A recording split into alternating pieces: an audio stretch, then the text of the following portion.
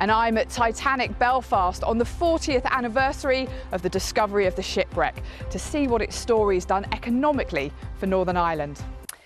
Now, today marks 40 years since explorers located the wreck of the Titanic deep in the Atlantic Ocean after many, many years of searching.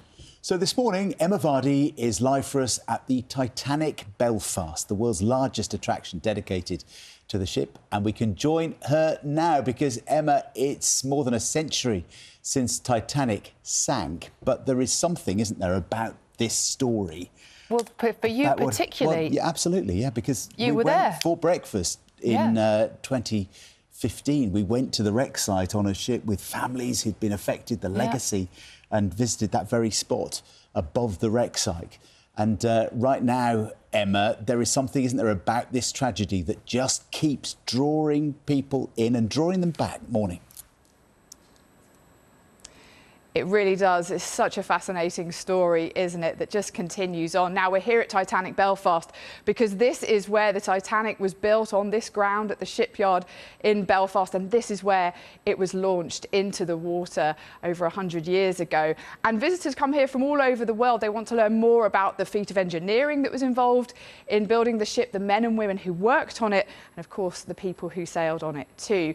And it's been a real story of economic success for Belfast because since Titanic Belfast opened its doors, some 9 million visitors have come to visit here, and many of them from outside of Northern Ireland. And of course, visitors, well, they bring a lot of money with them, don't they? They spend a lot of money in the local economy.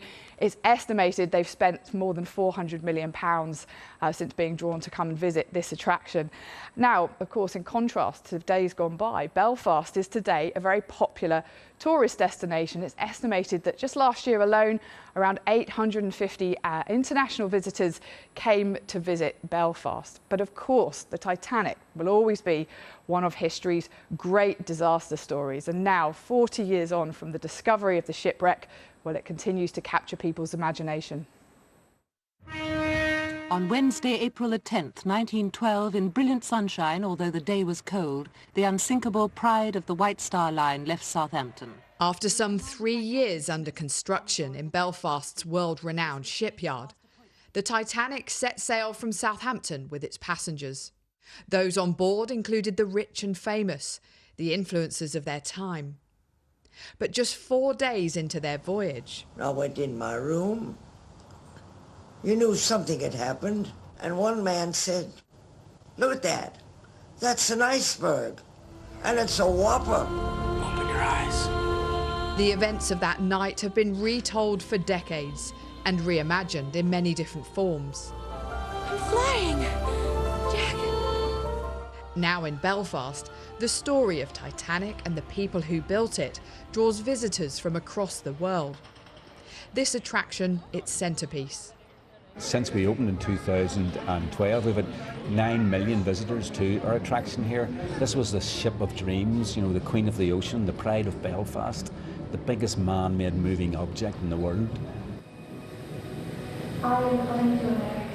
It's a draw because, for a number of reasons, I think we love to see, you know, where it was built. Our building here stands on the very ground where Titanic was constructed. Ultimately, the Titanic was a story of tragedy. But to this day, it's also the sense of mystery about how this disaster happened that continues to intrigue people. When the shipwreck was finally located more than 70 years after the Titanic sank, it reignited people's fascination. Now, the anniversary of its remarkable discovery is a reminder of how its story still resonates. I think it's wonderful. It's not just about the upper class. It's not just about the Titanic movie. It's about real people whose lives were spent making this happen. I'm from Darwin, Australia. I keep hearing the saying that the Irish built it and the English sunk it. It's just nice to see it, how it all became. We go on cruises, and to actually see one of the first luxury liners, it just brings it all into perspective. The rise of tourism in Belfast is a symbol of the city's dramatic change. For 30 years, Belfast was synonymous with conflict, the period known as the Troubles, which it still bears the scars of today. Now the Titanic story has helped transform the city. in ways that at one time could hardly have been imagined. I'm old enough to remember the bad days. We've had a checkered past. Today is a different city. In the last 30 odd years, tourism has really grown, and Titanic Belfast has played a significant role in that. The shipping industry has changed dramatically since the days of Titanic. Belfast's shipyard struggled after its heyday, hit by overseas competition and the rise in air travel. Yet still, shipbuilding plays a vital role in the city's economy. And more than a century after it left Belfast, the Titanic continues to bring in millions of pounds each year.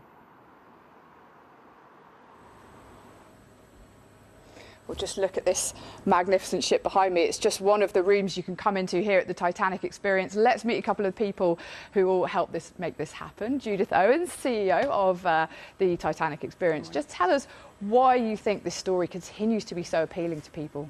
Well, we've been open 14 years, and what we are seeing is an enduring appeal. It's multi-generational. A small child can connect with this story and their grandparents and their parents, and I think that's what's really important. And there's so many layers to this story that are still untold. I mean, most people who come here will know the story, don't they? Or they've seen the film in some way. What else do you hope they take away from a visit here?